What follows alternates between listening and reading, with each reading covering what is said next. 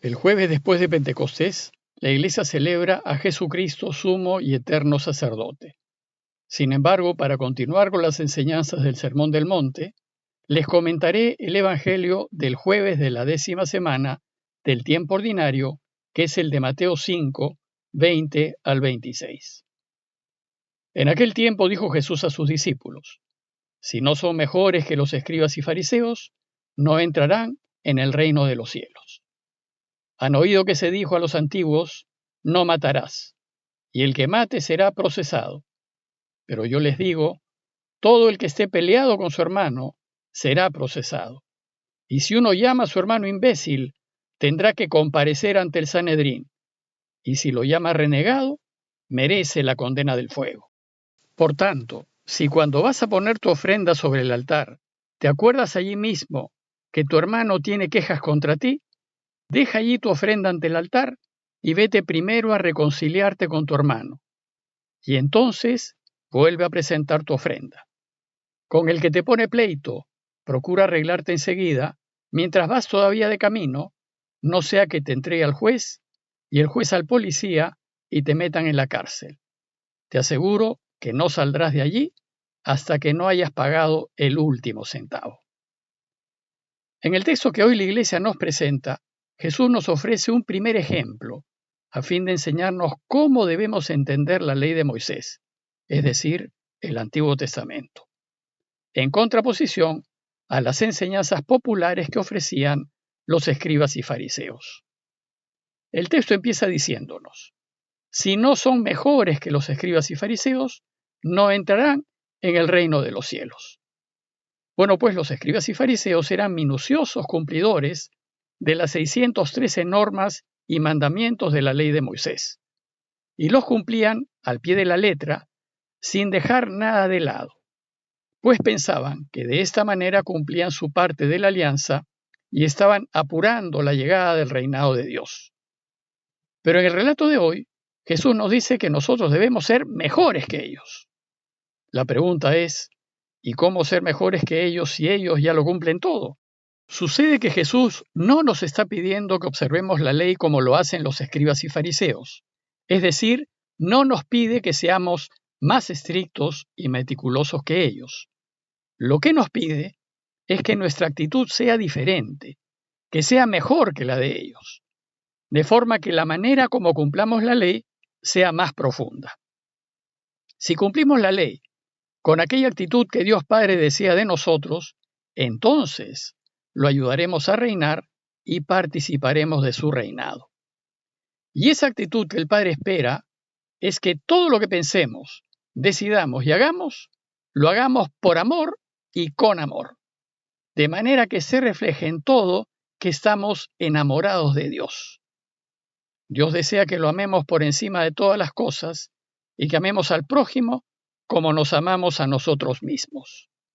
Y nosotros estamos invitados a complacer a Dios en estos deseos, pero como resultado del amor que le tenemos.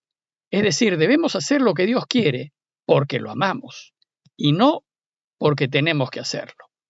Y esto es lo que nos enseña Jesús y su camino. Por tanto, el cimiento y punto de partida del camino de Jesús es estar totalmente enamorados de Dios. Y es sobre ese cimiento que Jesús nos comentará algunos mandamientos y normas de la ley para enseñarnos de qué manera debemos ser mejores que los escribas y los fariseos. Y el primer mandamiento que nos hace es acerca del quinto mandamiento de la ley de Moisés: no matarás. Dice Jesús: han oído que se dijo a los antiguos: no matarás, y el que mate será procesado. Sucede que muchos de nosotros pensamos que nunca hemos ido en contra de este quinto mandamiento, porque nunca le hemos quitado la vida a nadie. Pero Jesús nos enseña que el mandamiento de no matar no solo se rompe cometiendo homicidio, en realidad son pocos los que llegan a este extremo. Lo que nos enseña es que rompemos el mandamiento de no matar con nuestros actos, con nuestras palabras e incluso con nuestros pensamientos. Matamos continuamente a los demás con nuestra indiferencia, con nuestro desprecio, con nuestra discriminación, sea racial, social, económica, cultural o religiosa. Matamos cuando le quitamos el habla al prójimo, cuando lo ignoramos, lo despreciamos, lo marginamos y lo ponemos a un lado. Matamos cuando deseamos que le vaya mal, y nuestro delito es peor cuando hacemos algo para que le vaya mal. Matamos cuando dejamos morir a la gente de hambre o de soledad o de ignorancia. Matamos cuando no solo aprobamos el aborto, sino cuando lo aplaudimos y propiciamos. Matamos cuando no hacemos nada para que la gente no muera de hambre, de falta de trabajo, de falta de techo y de falta de oportunidades. Nuestra sociedad, desgraciadamente, es violenta y se pasa la vida matando. Y lo terrible es que nosotros participamos, en menor o mayor medida, de esta cultura de violencia. Es en esto donde Jesús nos dice que tenemos que ser mejores que los escribas y fariseos. Ellos, a fin de observar la ley, no cometen homicidio físicamente, pero hasta allí nomás llegan, pues todas las otras formas de matar no las consideran. De hecho, buscaron por todos los medios eliminar a Jesús, pero ellos estaban convencidos de que estaban guardando el mandamiento de no matar. ¿Y qué propone Jesús como ley que debe regir a los discípulos de Jesús? ¿Qué dice su nueva ley del reino al respecto? Bueno, pues, su nueva ley la introduce con la frase, pero yo les digo. Esto indica que nosotros, sus discípulos, tenemos que hacerlo de otra manera. Pero yo les digo, dice Jesús, todo el que esté peleado con su hermano será procesado. Aquí Jesús nos dice que también seremos acusados de matar, seremos procesados cuando nos peleemos con los demás que son hermanos, porque todos somos hijos del mismo Dios. Para Jesús, pelearnos con el prójimo ya es una forma de matarlo.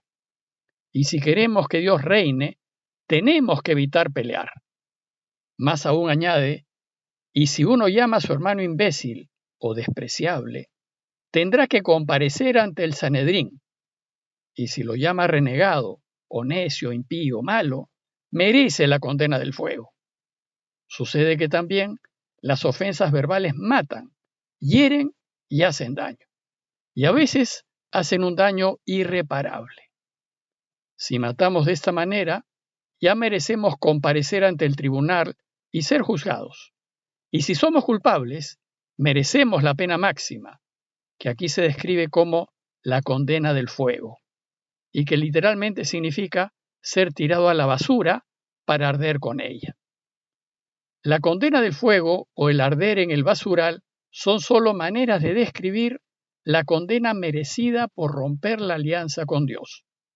Jesús nos enseña que uno rompe la alianza con Dios cuando mata a su hermano, al prójimo, tanto con pensamientos como con palabras, actitudes y hechos. Pues el problema es que al pelearnos u ofender a los demás, nuestra relación con Dios se daña. Es decir, es imposible estar bien con Dios cuando estamos mal con el prójimo. O como lo dice la primera carta de Juan en 4:20, si alguno dice, amo a Dios, pero aborrece a su hermano, es un mentiroso. Pues quien no ama a su hermano a quien ve, no puede amar a Dios a quien no ve. Por eso Jesús nos enseña que si cuando vayas a poner tu ofrenda sobre el altar, es decir, cuando vayas a orar o vayas a misa, y te acuerdas allí mismo que tu hermano tiene quejas contra ti, aquí Jesús nos enseña que no podemos rezar adecuadamente, ni participar plenamente de la Eucaristía, ni de ningún otro sacramento, cuando guardamos rencor o cuando sabemos que alguien tiene alguna queja contra nosotros. Porque cuando nuestra relación con el otro se rompe, nuestra relación con Dios se interrumpe y no seremos escuchados ni recibiremos las gracias de los sacramentos. Y entonces, ¿qué debemos hacer? Dice Jesús, deja allí tu ofrenda ante el altar y vete primero a reconciliarte con tu hermano y después vuelve a presentar tu ofrenda. La reconciliación con el prójimo o el perdón de nuestra parte es necesario para que Dios escuche nuestras oraciones. El culto a Dios no tiene eficacia si nuestro corazón está separado de la compasión y de la misericordia. Jesús termina su instrucción con una breve y condensada parábola acerca de deudas de justicia que podamos tener y que han significado daño o muerte a gente que conocemos. Dice el texto: con quien te pone pleito, procura arreglarte enseguida, mientras van todavía de camino, no sea que te entregue al juez y el juez al policía y te metan en la cárcel.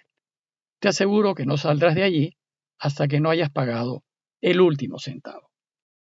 Esta parábola trata de dos personas que discuten de camino al juez, y nos enseña que es mucho mejor arreglar las cuentas fuera del tribunal. De lo contrario, uno se enfrenta con la posibilidad de una multa o incluso de la cárcel hasta que se haga justicia. De la misma manera, es necesario en esta vida arreglar todas nuestras deudas pendientes antes de que nos llegue la muerte. Como conclusión, los invito a hacer un breve examen de conciencia y revisar nuestras vidas a fin de descubrir las veces que hemos matado a otros, a familia, a personas que están cerca y a otros con quienes nos encontramos y trabajamos, para darnos cuenta si los hemos matado de palabras, de pensamientos o de obras. Y segundo, considerar de qué manera podemos resarcir el daño hecho, a fin de restablecer nuestra relación con Dios y poder sentarnos a la mesa de su Eucaristía. Pidámosle a Dios su ayuda para que nos haga personas capaces de amar y de perdonar, y su ayuda para que no tomemos a pecho las ofensas que otros nos hagan, sino que los miremos con compasión y sigamos adelante. Parroquia de Fátima, Miraflores, Lima.